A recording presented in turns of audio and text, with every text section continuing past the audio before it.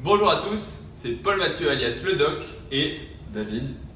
Enchanté David. Enchanté Polo. Première vidéo d'une nouvelle série sur Sharp Fitness, puisqu'aujourd'hui nous sommes en présence de David qui est coach et donc direction la salle de sport. Comme vous l'avez vu, nous sommes dans une salle de sport pour aborder des points un petit peu plus pratiques axés sur l'entraînement. En gros, cette série de vidéos, ça va être des astuces sur l'entraînement, sur l'exécution des mouvements, l'utilisation de certains matériels pour optimiser vos entraînements et de façon générale des choses un petit peu plus techniques que ce que j'aborde dans mes chroniques où on va pas se mentir, c'est sympa mais ça reste très abstrait puisque par exemple les tendons et les antibiotiques c'est génial mais ça va pas vous faire des plus gros pecs ou des plus gros biceps.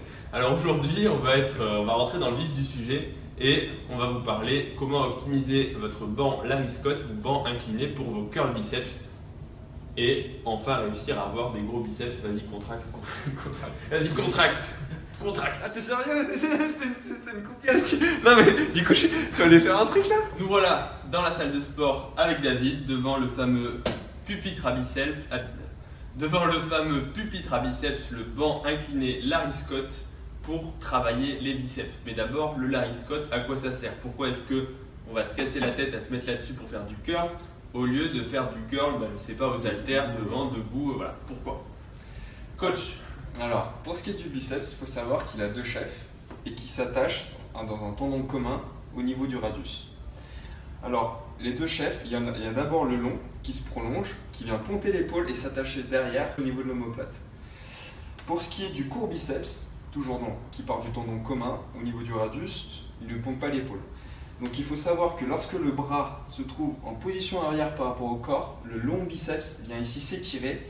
On a ici une meilleure activation du biceps. Contrairement à une position avant du bras où ici le long biceps est relâché et ici on aura une meilleure activation du court biceps, c'est-à-dire le court biceps, ce qui donne le galbe à vos bras, le pic du biceps, exactement. Effectivement, donc cette particularité du biceps est très intéressante puisque les deux chefs sont différents et un seul des deux chefs est biarticulaire, c'est-à-dire qu'un des deux va mettre en jeu deux articulations et donc le long biceps est au niveau de l'épaule et au niveau du coude, alors que l'autre qui est uniarticulaire ne met en jeu qu'une seule articulation. Donc en fait, avec ça, on peut arriver à faire varier le degré d'activation de chacun des deux chefs. Mais encore une fois, comme l'a dit David, le degré d'activation est variable, mais bien sûr qu'on recrutera toujours le biceps dans sa globalité. C'est l'ordre de quelques pourcents de plus d'activation en fonction de la position du bras. Bien sûr que quand on est derrière, on va quand même recruter le court biceps.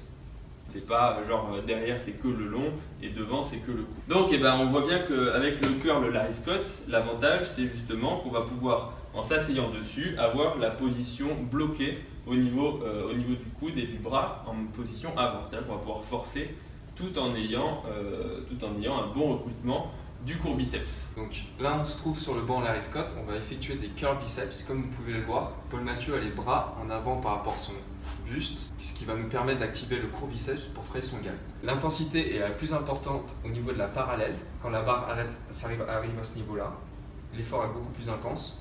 Une fois arrivé en haut, ici, on est quasiment en position de repos, on n'a aucune sollicitation due au fait de la gravité où le bras de levier est justement le plus réduit.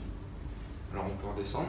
Alors, il faut savoir un truc, c'est qu'on peut encore améliorer l'amplitude du mouvement. Si vous pouvez constater que l'angle est très réduit, la portion où l'effort est important est très réduite, comment est-ce qu'on peut l'améliorer? Justement en jouant sur l'inclinaison du banc.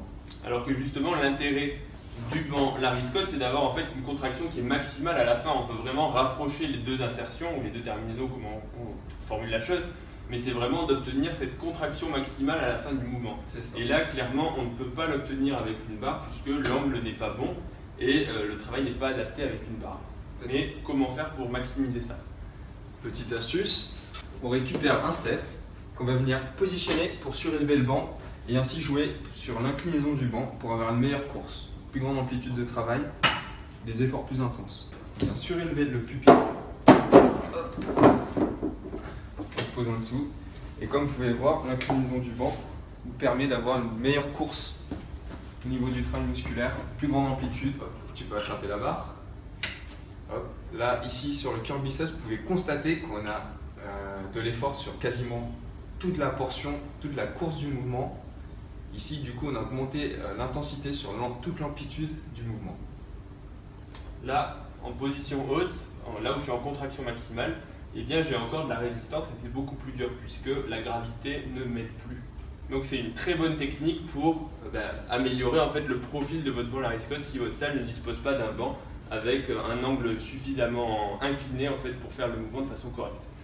Autre technique aussi de recrutement, regardez ce que vous pouvez faire pour ne pas tricher, c'est vous allonger sur le banc. Alors ça fait un petit peu bizarre, mais en vous mettant comme ça en position totalement allongée, vous augmentez encore un peu plus la position de votre bras en avant par rapport au corps et vous n'allez pas du tout pouvoir tricher avec le dos. Donc là, dans cette position avec le corps qui part complètement en arrière, en mode un peu Superman, je suis totalement focus sur mes biceps et sur la tension courte. Une autre astuce, on peut également faire ce mouvement au pupitre sur une poulie pour avoir une tension continue sur tout le mouvement. Ouais, et ne pas souffrir de la gravité. Maintenant, grâce à notre astuce, vous allez pouvoir avoir des bras énormes, grâce à des biceps renflés, un pic du biceps impressionnant et un angle beaucoup plus favorable pour le Larry Scott. Il faut que j'arrête de parler, sinon il va s'épuiser. Allez, salut, à la prochaine. Ah oui, et vous pouvez nous retrouver sur Instagram, Dr Max, qui va s'afficher en haut, et ça y est, il est mort.